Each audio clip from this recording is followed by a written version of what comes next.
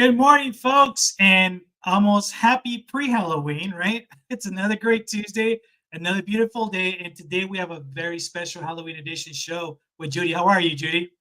I'm awesome and ready for the holidays. They're all starting right now, all the fun ones. Can't wait. Absolutely. So in today's show, we're going to talk a little bit about financial tricks into turning financial tricks into sweet treats. So you want to stay tuned. Make sure you share this with folks. And if you're not following Judy, please do so at judycopenbarger.today. So what do you say we get started, have some fun with this whole Halloween deal, right? The scary stuff. But before I before I ask you the scary questions, I want to ask you, like, okay, what do you remember? What's one of the best memories you have about Halloween? Well, I got to grow up probably like you did, where we actually went trick or treating and it was actually safe. We didn't have to worry about, predators and crazy stuff. And all the kids would we take our little plastic pumpkins, but then we figured, those get filled really fast. So we ended up with pillowcases by the time we were Smart. in fourth, fifth, or sixth grade.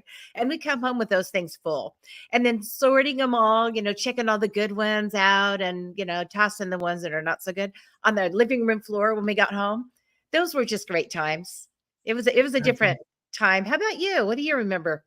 I kind of remember the same thing. I remember just hanging out with friends, and then we all go together, just having fun. Going to different homes and all of that. And I remember also the trying to outdo each other with the costume, right? So it just see who got the scariest, who was the funniest, and so forth. But nowadays, it's like, man, everything just seems like very brutal, right? Gory and all that stuff too. I just went to an event and I just see all these little kids walking around with masks full of blood and different things, and I'm like, wow, man, just what happened, right? Like Yeah, it's just well, I not. think they had some of that. I remember the ghouls and the witches and stuff like that when I was little. I've never done scary. My kids didn't do scary. I don't like it. And the Mhm. whole zombie thing, I don't get Yeah. it. To me, it's not funny. So, but we always did, animals or characters or something, kind of light and fun. It's fun to dress up.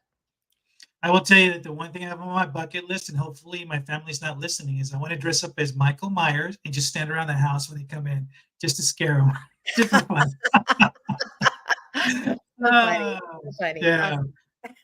All right. So I've got a question for you. I want to Sure. make sure that we touch on some of this, but I want you to think back. What's the scariest financial mistakes you've seen people make around the holidays?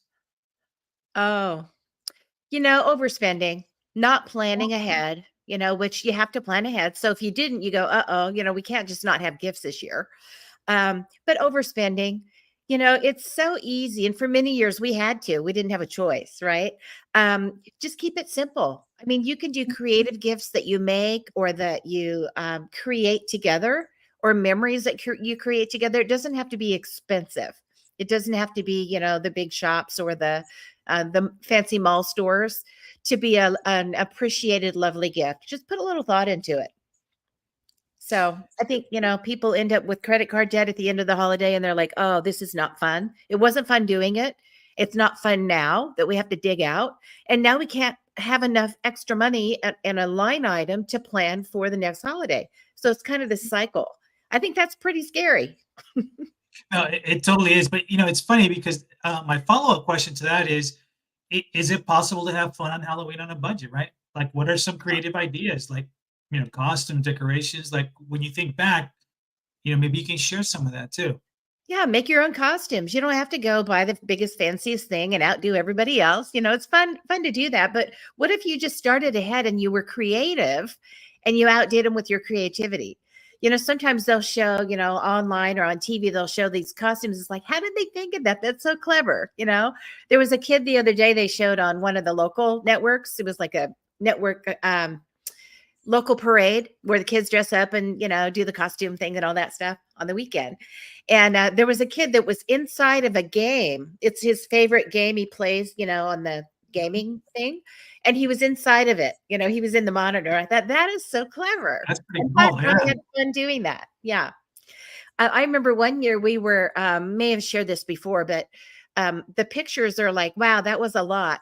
I don't think it was a lot when we did it, but I made us all Dalmatians. We have 5 kids, and so they were all probably 8 to 2.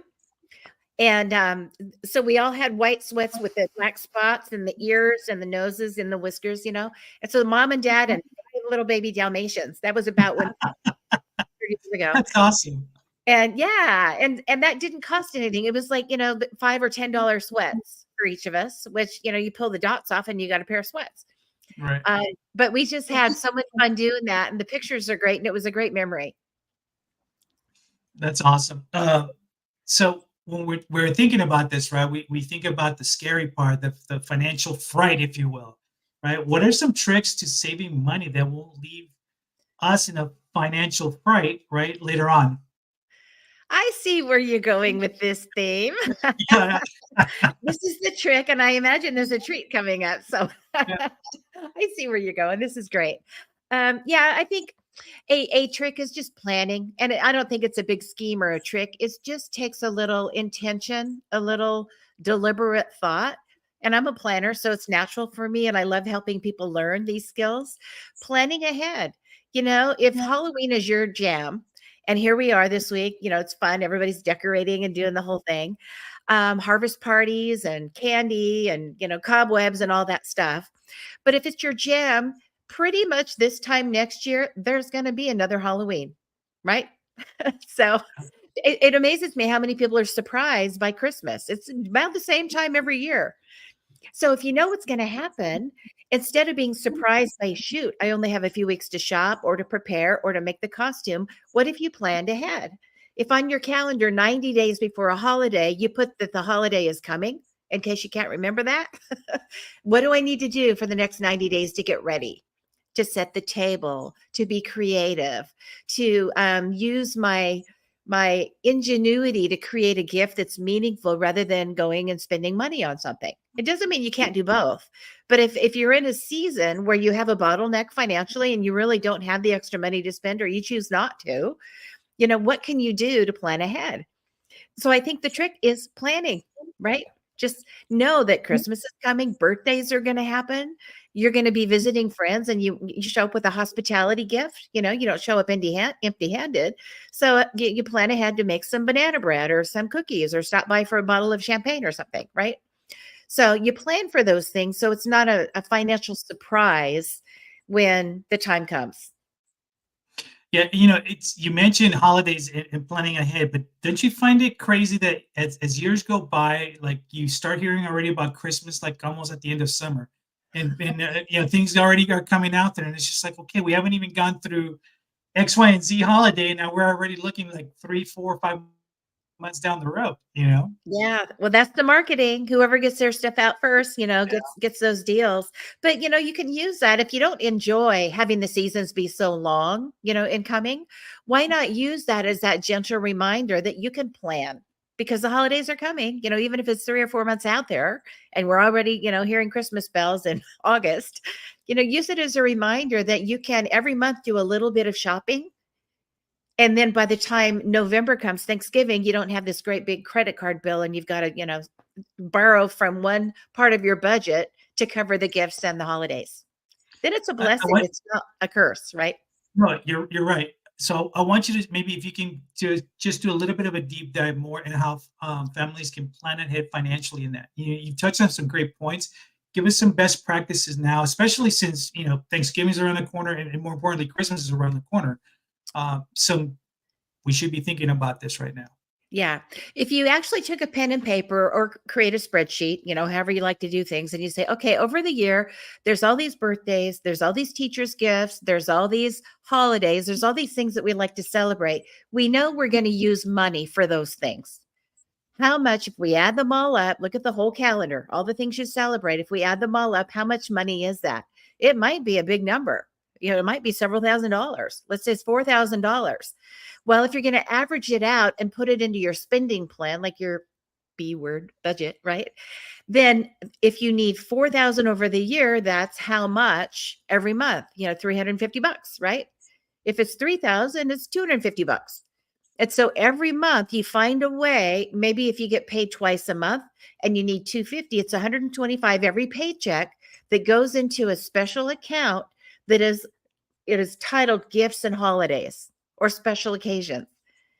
And so you just put money in there, even if you don't have, our birthdays all hit the same time of the year around the holidays. It's funny. 3 of our kids were born Christmas week, right? So it's like bam all at once. But in those months that we don't have a lot of holidays or a lot of travel or a lot of visiting and things like that, October is kind of slow for us. April's kind of slow for us. You have Easter, maybe, if it hits in April. But those months we could put that money aside anyway, and then we'll have the extra in the month that we need it. So it's just allocating over time a savings plan. So when you need it, you've got it. And then you're not ending up using a credit card. I wanted to ask you too. Now that we're talking about this, as we get closer to budgeting, right? I'm sorry, as we get closer to the holidays, a lot of kids, a lot of adults, they tend to get checks from grandpa, grandma, aunts, uncles, and all of that. So, what would you recommend if we're looking at this and we're planning ahead? What are some ways that they can invest their savings from doing the holiday B word budgeting, right? Mhm. Yeah, well, we want to train our kids early. The things they learn by about age 7, that's when the concrete kind of starts to set, like who they're going to be, what they know about the world and how they operate, operating systems, right? It's kind of done by 2nd or 3rd grade. So if when they're little, we have an opportunity for them to learn skills that will be really helpful later on, that's kind of part of our role as a parent, I think. And so one of the things that we did with our kids, we did a lot of things wrong, a couple of things we did right. One of the things we did right was we helped them allocate their money when they were really small, from the time they were toddlers and earning money, right? So what that means is we know how to allocate expenses as adults, because the bill comes, you have to pay it. Another bill comes, you have to pay it, or else, right? It's either going to cost you more or you get in trouble, right?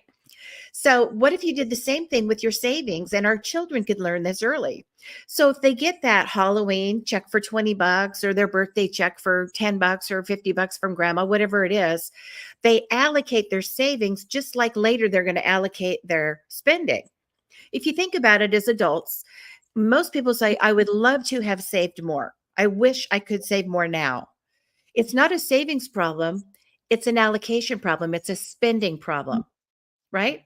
So if all you do is just this one little thing, it will change your world and it can help the kids learn, so they'll never have to relearn this. And what that means is in your spending plan, you have all these line items: housing, gas, food, entertainment, all the things that you spend money on. When you earn money, the same way you allocate your expenses, you allocate your savings. So part of that savings is put away for a goal that I have. Another part is put away for long-term, like real savings, like put it away into the bank and DNT it, right? Do not touch. And so you can teach your kids that. So when they get $20 in a holiday gift, maybe 10 of it, they do something really fun right now. 5 of it goes toward a goal that they have. Maybe they're saving up for a bicycle or a new outfit or whatever, a new doll. And then the other 5 goes in their long-term savings. You put it in a bank and you let them watch that balance grow their whole childhood. Eventually, it could end up in a Roth IRA for them, right? Or a 529 for college. So it's allocating money that comes in. It's not like, wow, you got $20 from grandma, let's go blow it all today. You teach them part is for now, part is for later. But you also don't want the squirrel syndrome, right? Where all of it, $20, I'm never going to touch it, right? And they save, save, save, and never enjoy life. So it's teaching them that balance, I think, can help when they're little. And those skills are so amazing. And in my experience, amazingly missing in the lives of a lot of adults. They just have never learned how to allocate their savings. But we can help our kids do that. No, that's true. And I think part of talking to our kids about it, it also kind of helps us and reminds us of how to do things properly, right? Or if you forgot, telling them, how to go down the right journey and all that can really, really help out too. But hey, as we're talking about this, I keep hearing sounds. Do you hear that? I do now. What do you got going on over there? Hey, we're getting towards the end of the show, and you know what that means with that laughter now, right?